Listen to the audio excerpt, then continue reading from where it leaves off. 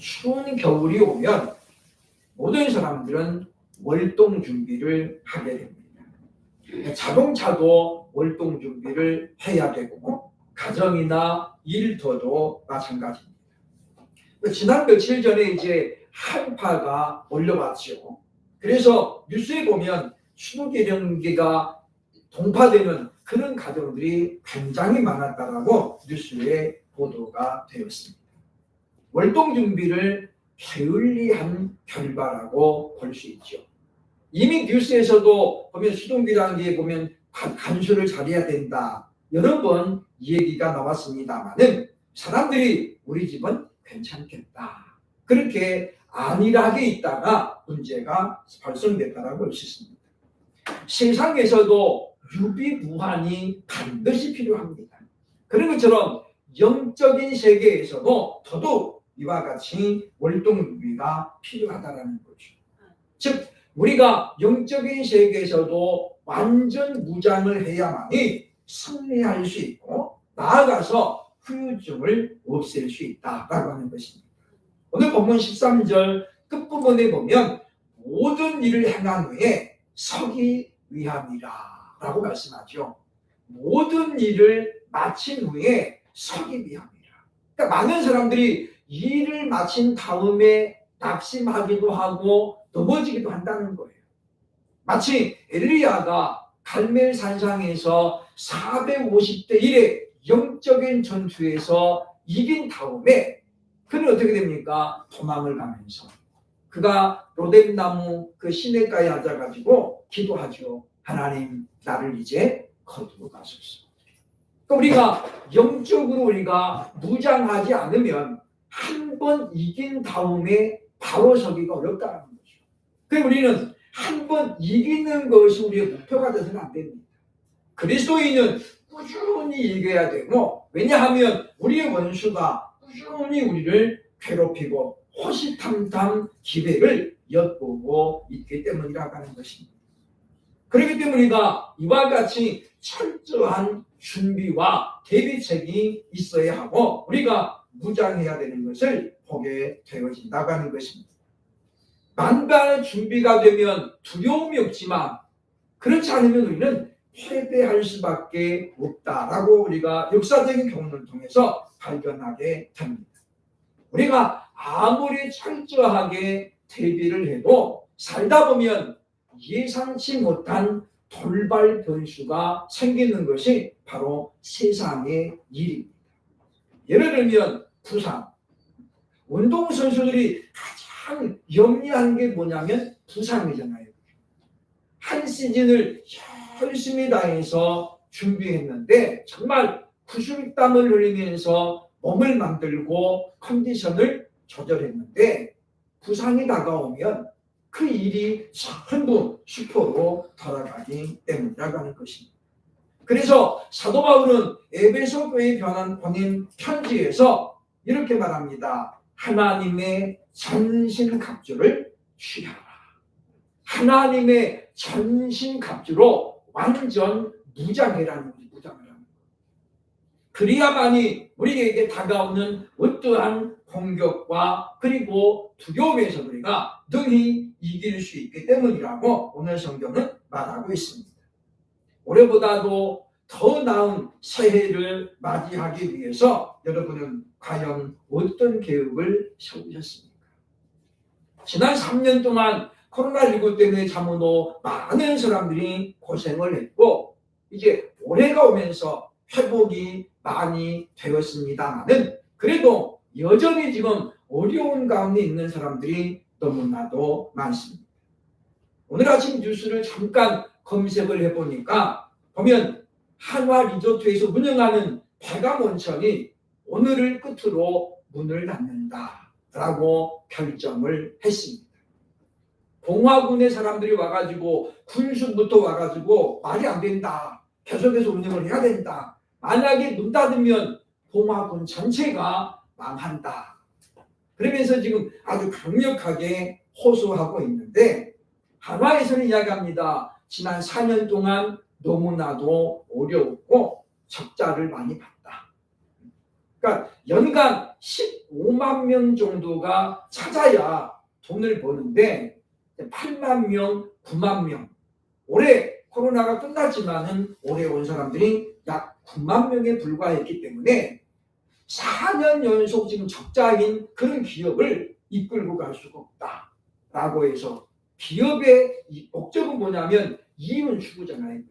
남아야 되는데 4년 동안 계속해서 지금 돈을 갖다가 밀어넣었다는 거잖아요. 문제는 내년부터 다시 회복이 될 가능성이 있으면 계속해서 하겠지만 그러나 여러 가지 데이터들을 해보니까 내년에도 별 기대가 없었다는 거죠. 그래서 12월 31일까지만 하고 내일부터는 안 한다. 폐쇄를 결정을 했다는 그런 소식이 들려옵니다. 그러니까 이처럼 우리가 만반의 대비를 해도 예상치 못한 일들이 나오기 때문에 우리는 더더욱 완전한 무장을 해야만 된다고 하는 것입니다. 그렇다면 더 나은 내일을 위해 우리는 어떤 무장을 해야 할까요?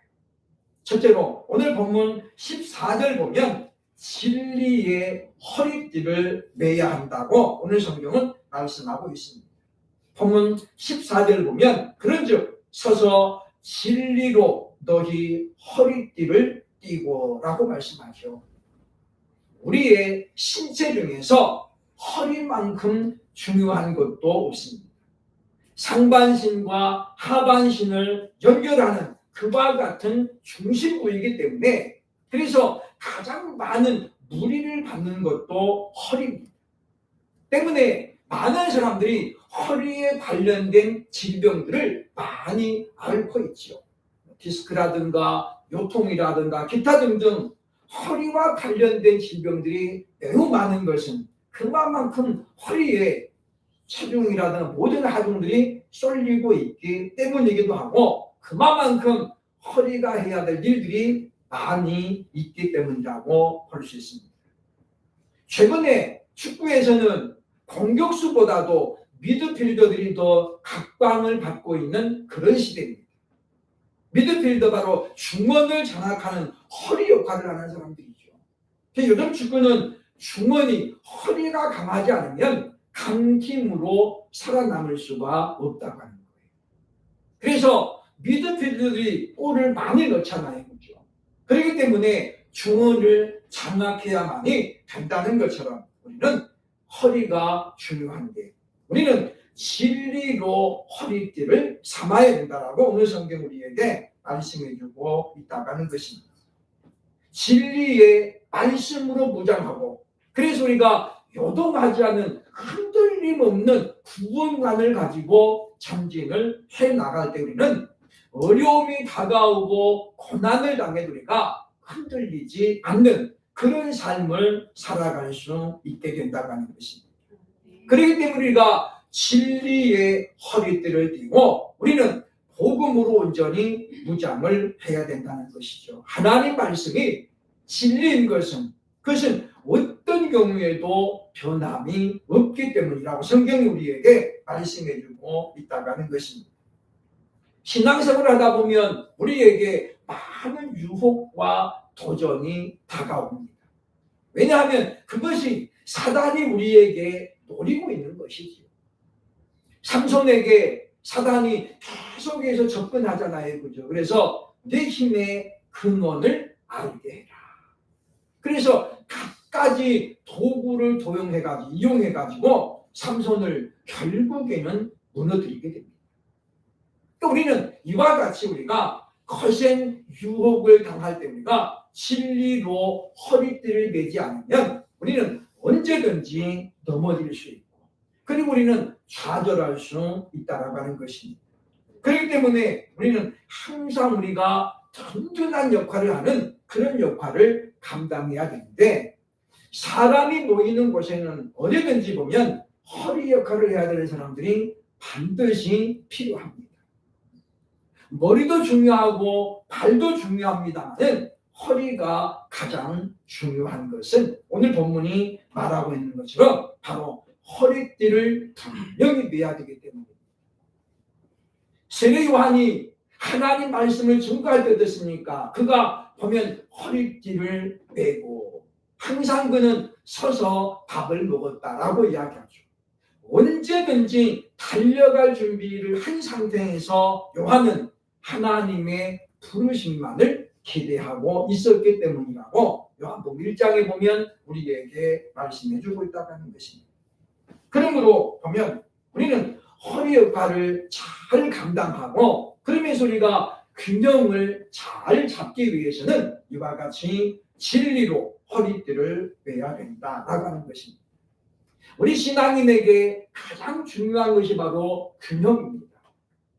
늘 말씀드리지만은 우리가 말씀과 기도가 균형을 잘 이루어야 돼요. 이것이 한쪽으로 치우치면 반드시 문제가 되는 것입니다.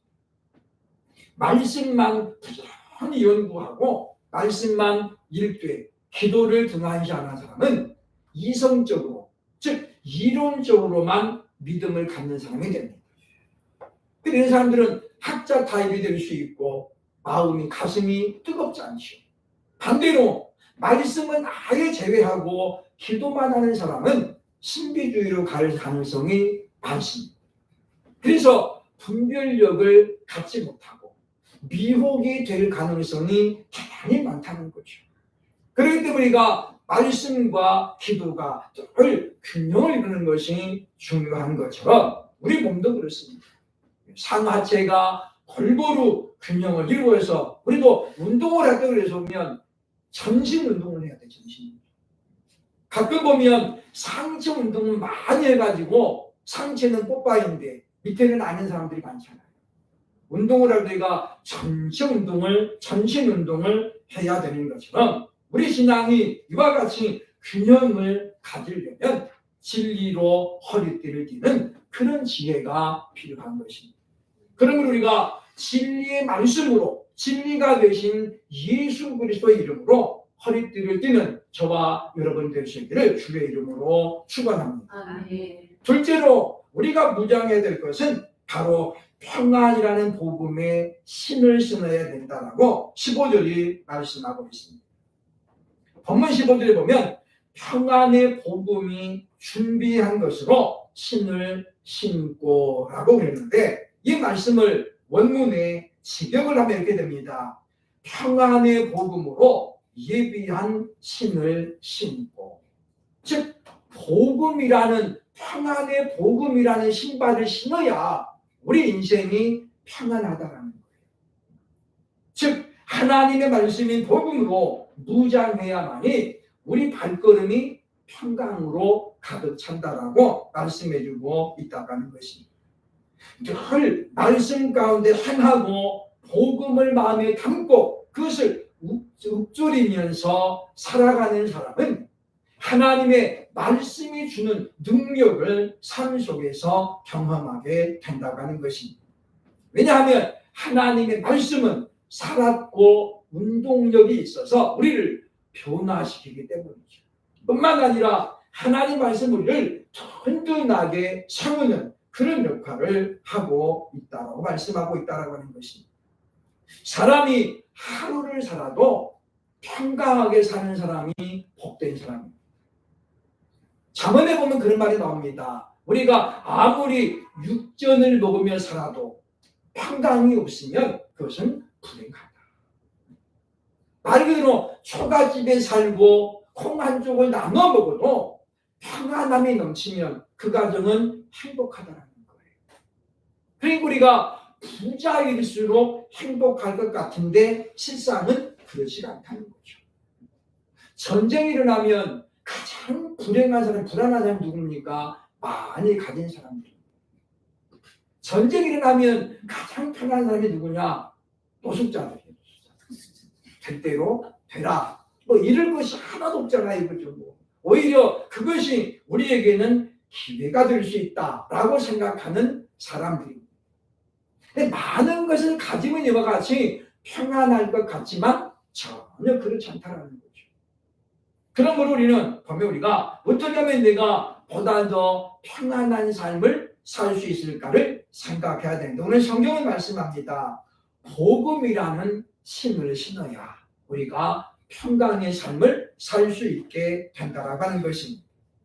일이 힘들어서 기쁨이 없는 게 아니라 무엇입니까? 일하면서 마음에 평안함이 없으니까 힘든 거예요.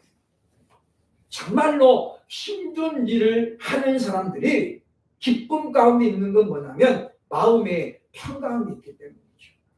그래서 그 육신의 피곤함을 이길 수 있는 것은 바로 마음의 평안함 때문에 우리는 기억을 해야 된다고 하는 것입니다.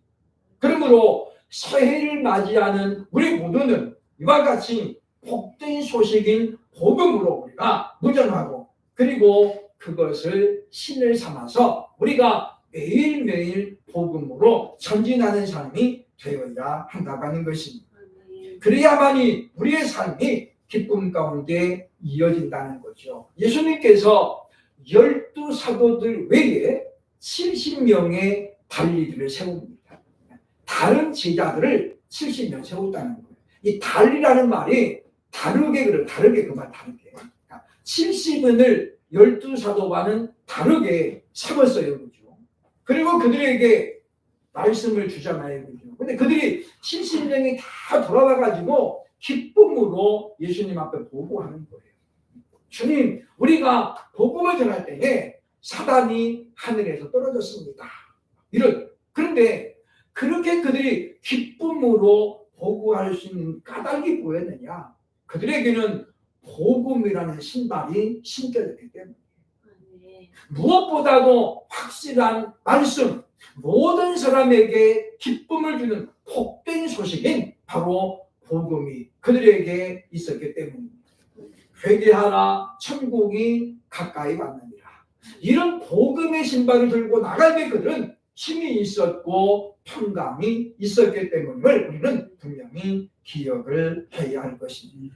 그러므로 진정한 행복은 이와 같이 평강에서 비롯되고 평강은 바로 복음이 없이는 불가능한 우리는 기억을 해야 할 것입니다. 실제로 우리가 무장해야 될 것이 무엇입니까? 16절 보면 믿음의 방패를 가져야 된다라고 말씀합니다. 믿음의 방패로 무장해야 됩니다. 16절 보면 모든 것 위에 믿음의 방패를 가지고 이로써 능히 악한 자의 모든 불화살을 소멸하고 라고 말씀하죠. 방패는 보면 매우 중요한 것입니다. 어떤 방패인가 따라서 결국은 승패가 좌우되기 때문이죠. 더군다나 이 방패는 모든 사람들, 특히 대적에게 드러나는 것입니다. 공개가 된다는 거죠. 그러니까 이 방패는 상대방이 보고 야 저건 내가 못 뚫겠다 그런 어떤 위압감을 줘야 된다는 거예요. 그런데 우리에게는 무슨 방패가 있습니까? 믿음이라는 방패가 있다는 거죠. 이 말은 다시 말하면 우리는 믿음이라는 것을 대적에게 반드시 드러내라는 거예요. 나는 그리스도 예수를 믿음으로 너에게 나아간다. 나는 전능하신 하나님과 함께 너에게 나아간다라는 그런 믿음이 우리에게는 반드시 필요하다고 하는 것입니다. 그래서 성도인 우리는 믿음이라는 방패로 완전히 무장을 해야 합니다. 왜냐하면 히브리서 11장 6절 보니까 믿음이 없이는 하나님을 기쁘시게 할 수 없다라고 그랬죠. 믿음이 없이는 하나님을 기쁘시게 할 수 없다라는 거예요. 왜냐하면 믿음이 없이는 우리가 승리할 수 없기 때문이죠.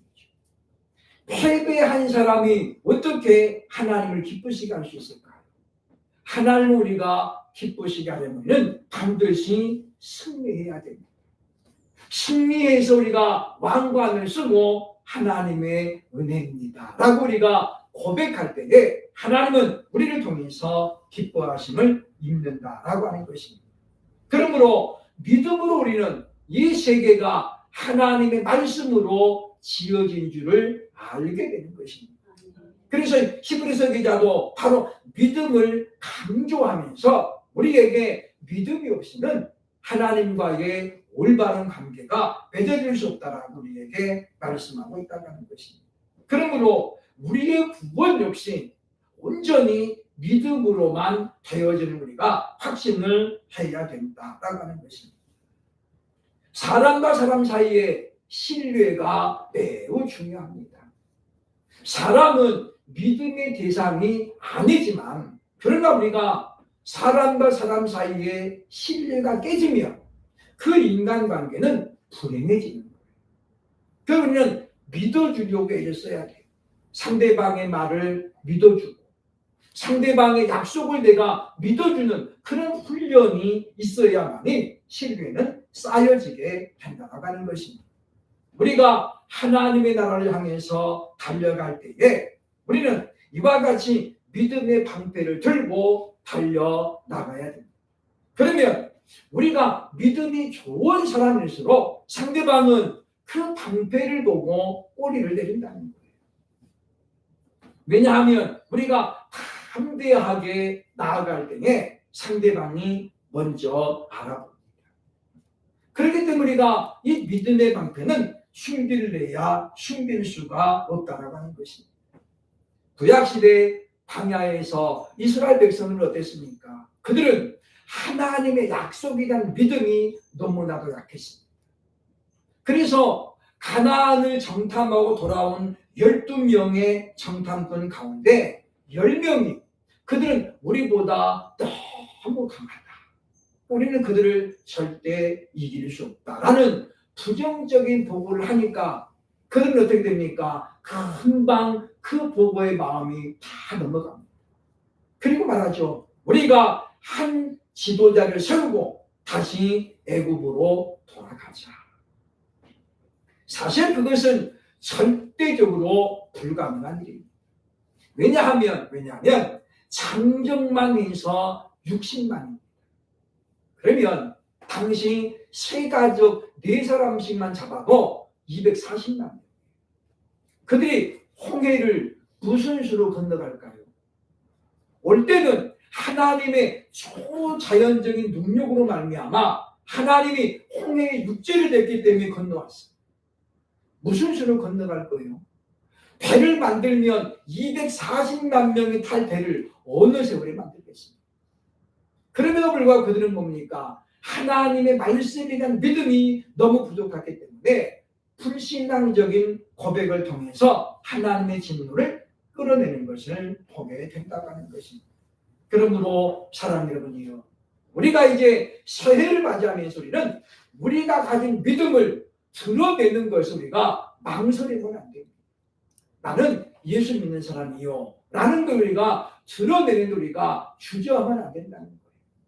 왜냐하면 우리가 그런 사실을 공포함으로 말미암아 하나님은 미리 우리의 대적들이 소멸하도록 우리의 대적들이 이번에 우리를 접근하지 못하도록 미리 막아주는 장치도 되기 때문이라는 거예요.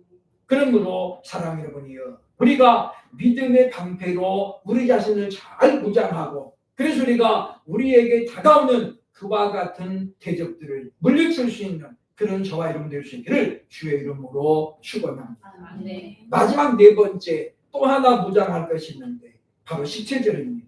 성령의 검으로 무장해야 됩니다. 오늘 본문에 보면 17절 구원의 투구와 성령의 검 곧 하나님의 말씀을 가지라고 말합니다. 앞에 등장했던 진리 그리고 복음 또 믿음 전부 다 방어용입니다. 유일한 무기가 뭐냐면 성령의 검이죠. 하나님의 말씀이라고 오늘 성경이 말합니다. 본문에 말하는 이 검이라고 하는 것은 좌우에 양날선 검입니다. 그 예리함이 얼마나 예리한지 보면 뚫지 못할 것이 없는 것이 바로 하나님의 말씀입니다. 그렇기 때문에 우리는 이 무기, 유일한 무기인 하나님의 말씀을 우리가 편히 갈고 닦는 훈련이 필요하다라고 하는 것입니다. 저는 뭐 부대에 가서 일주일밖에 안 있었습니다만은 그래도 우리 그때 K2라는 소총이 나왔는데 그걸 제가 이제 다뤄봤습니다. 군인들이 하루도 안 빠지고 하는 게 뭐냐면 총기 분해입니다. 총을 분해했다가 전부 닫고 다시 이제 조립하는 거죠. 그러면서 시간을 정해줍니다. 30초 내내 완료할 것. 못하면 어떻게 해요? 전부 10차례 다. 그러니까 훈련이 해야 되니까 눈 감고도 분해하고 눈 감고도 맞추는 거예요. 왜 그래야 됩니까? 전쟁이 매일 일어나는 것도 아니고 총을 매일 쏘는 것도 아닌데. 그렇지 않으면 독이 있습니다. 독이 있어요. 그러니까 매일 분해해가지고 닦고 기름칠하고 그리고 다시 이제 조립해 놓는 거예요. 언제 사용될지 아무도 모르잖아요. 새벽에 써야 될지 아침에 써야 될지 아니면 오밤중에도 써야 될지 무기는 언제든지 쓸 준비가 돼야 되기 때문에 마찬가지입니다. 우리도 바로 성령의 검이 녹슬지 않도록 하나님 말씀 우리가 부지런히 연구하고 탐구하고 그리고 그 중에 하나님이 주신 성령이 주시는 바로 뇌마의 말씀 우리가 무장을 해야 된다는 것입니다. 그래야만 우리가 유사시에 하나님 말씀으로 우리의 대적을 물리칠 수 있게 되게 됩니다는 것입니다. 하나님 말씀이 가지고 있는 위력에 대해서 능력에 대해서 성경은 여러 부분에서 우리에게 알려줍니다. 느헤미야 8장 9절에 보니까 백성이 율법의 말씀을 듣고 다 우는지라. 우리는 흔히 말하죠. 구약 성경은 별로 은혜가 안 된다. 신약 성경이 은혜가 된다. 그렇게 말합니다만은 그것은 아주 잘못된 표현이에요. 왜냐하면 오늘 본문에 보니까 느헤미야에 보니까 율법의 말씀을 듣고 다 우는지라. 에스라가 설교를 잘해서가 아니에요. 그냥 에스라는 성경 말씀, 구약 말씀 그냥 읽어주는 거예요. 읽어주는 거. 지금처럼 설교가 아닙니다. 구약 시대 예배는 그냥 낭독으로 끝나는 거예요. 낭독. 그냥 읽어주면 그러니까 이때에 백성들이 얼마나 영적으로 갈급했으면 그냥 에스라가 율법을 쫙 낭독하는데 백성들이 뭐예요? 다 울음바다가 나는 거예요. 그래서 느헤미야와 에스라가 그들을 만류합니다. 오늘은 성일이니 거룩한 날이니 울지 말라. 우리가 하나님 말씀 우리가 어떤 마음으로 듣는가에 따라서 은혜가 된다라고 하는 거예요. 우리가 은혜 받는 방법이 다른 것처럼 하나님 말씀에도 마찬가지입니다. 어떤 사람은 레위기를 읽다가 은혜 받는 경우가 있다라고 하는 거죠. 레위기가 가장 힘들어요, 사실. 재미는 하나도 없고, 뭐 짐승 잡아가지고 무슨 내장을 어떻게 하고, 뭐 간은 어떻게 하고, 피는 쏟아내고, 뭐 이런 것만 계속 나오잖아요, 그죠? 사람들이 레위기를 읽다가 많이 넘어져요. 창세기 출애굽기 딱 읽고 레위기 가자마자 넘어지는 거예요. 진도가 안 나가는 거예요. 하다 보면 졸고 있고 하다 보면 자고 있지 말고 맨날 똑같은 맨날 뭐 짐승을 왜 이렇게 많이 잡는지 그게 뭐 때문이에요? 결국 우리 죄 때문이잖아요. 죄사함, 죄는 피 흘림이 없은즉 사함이 없기 때문에 매번 짐승을 잡는 거예요. 그러니까 죄가 안 지으면 안 잡아도 되는데 그렇게 되어 있다는 것입니다.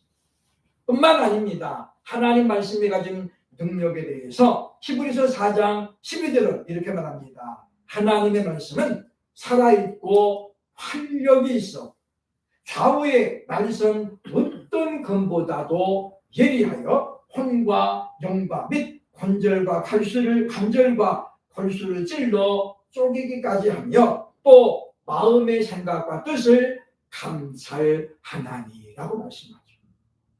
그래 우리가 하나님의 말씀을 읽다가 또는 듣다가 회심하는 사람들이 의외로 많습니다. 왜냐하면 이것이 바로 하나님 말씀이 가지고 있는 능력이기 때문입니다. 그러므로 사랑하는군요. 참으로 우리가 이제 또 새해를 맞이하면서 우리는 하나님이 되게 주신 뇌마의 말씀 우리가 반드시 잡아야 됩니다. 그 말씀 붙들고 우리가 전진하면 우리는 승리할 수 있게 된다라고 하는 것입니다. 그러므로 우리는 매일매일 말씀을 듣고 읽고 묵상하면서 그 말씀을 붙들고 하루하루를 살아가고 또 내년을 바라보는 그런 삶이 된다면 우리는 분명히 올해보다 더 나은 새해를, 오늘보다 더 나은 내를 맞이하게 될 것입니다. 그러므로 이와 같이 우리가 하나님의 전신갑주로 완전 무장하고 다가오는 내일을 맞이할 수 있는, 새해를 맞이할 수 있는 복된 저와 여러분이 될 수 있기를 주의 이름으로 축원합니다. 아멘. 기도하겠습니다.